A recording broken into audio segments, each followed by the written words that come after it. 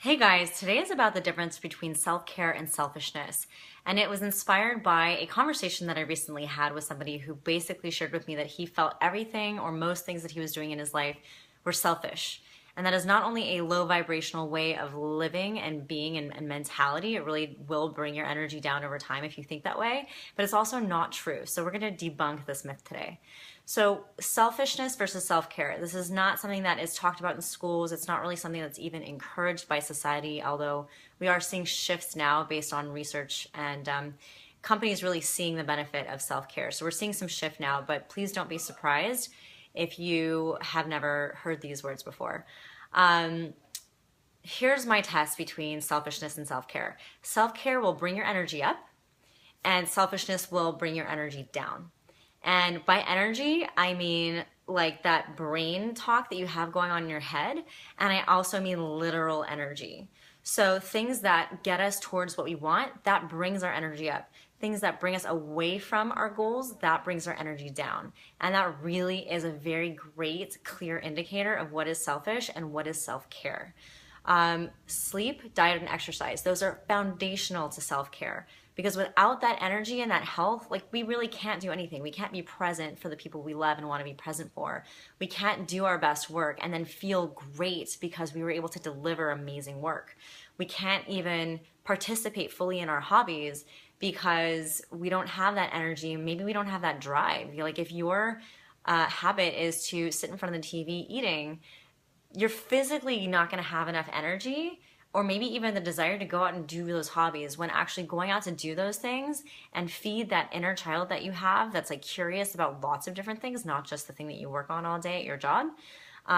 Feeding that inner child with that inspiration, that information that you want to know, that is self-care. So self-care in that situation would be getting yourself up off the couch and going to do that thing anyway, because that thing is going to drive you and it's going to give you energy so that tomorrow you're going to choose that over the couch.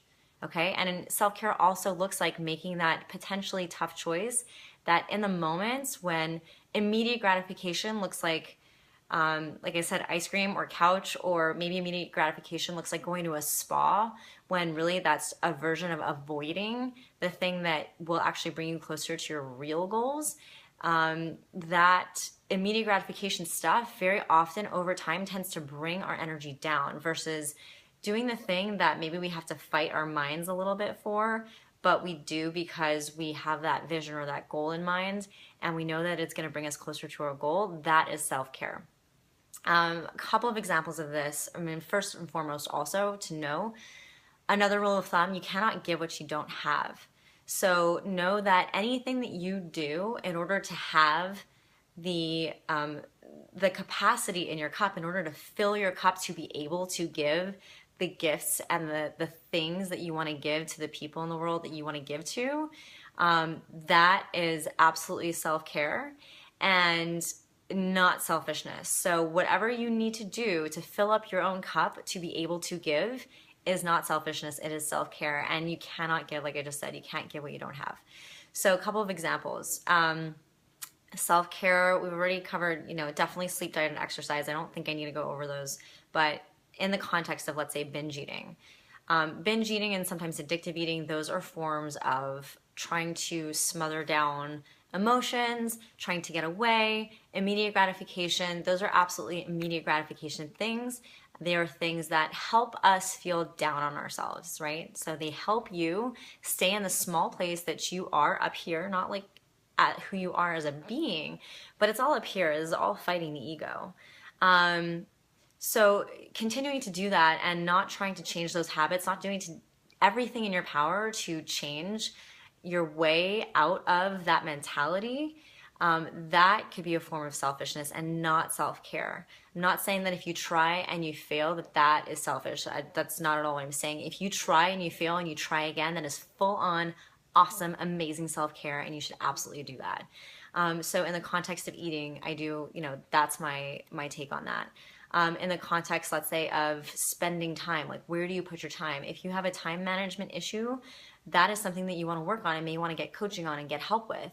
Because if you're not able to really accomplish the things that you can, not like I should be able to do this, I should be able to do that, but the things that you know you can accomplish in a 24-hour period, and the things that are non-negotiables to you. So maybe it is non-negotiable for you to have 1 hour with your kids before they go to bed. Maybe it's non-negotiable to have a romantic hour with your husband or wife before your energy starts going down the tubes. Maybe it's a non-negotiable for you to work out. Like all of these things that are non-negotiables, you should be able to get into your day, or that you know you can get into your day. Do that. That is awesome self-care. So I hope that that helps see what self-care really is and why. Because if we don't have these things, if we don't feed that inner child curiosity, if we don't feel love, we can't give love. If we don't feel inspired, we can't be inspiring to our clients, to our peers, to whoever it is that you interact with on a regular day. And then on the selfishness side, I already gave a few examples, but some other ones could be manipulation. That is selfish. So if you're deciding that you're not going to participate in something that your friends and family really want you to be a part of, and you're not going to do it because you're like, it's my way or the highway, this is not how I want to do it, that's pretty selfish. If you don't express yourself and make sure that your needs are heard and that your desires are heard by the people who need to hear them, and you just assume that they know based on whatever past experiences or past conversations or whatever it is actually selfish for you not to share that with them until they get it, because you're not allowing them the opportunity to show you love and compassion and to be there for you and to give you what you need. And what happens out of that is resentment and anger and judgment and all these things that, again, bring your energy down. So anything that's bringing your energy down, take a close look at it, inspect it, see if you are being selfish somewhere in some way, and then take action on it. Understand, like, get a handle on, okay, how do I shift this? And if you really don't know how to shift it, ask for help, get coaching, go to a friend who's really good at that thing that you're not so good at, and express to them what you are really feeling. Like, it's going to be amazing for them to be able to give that gift to you of helping. That allows them to give love. It allows you to receive love and then give it back. Okay, so this is the difference between self-care and selfishness. That's funny. I was going to say self-love. This is the difference between self-care and selfishness.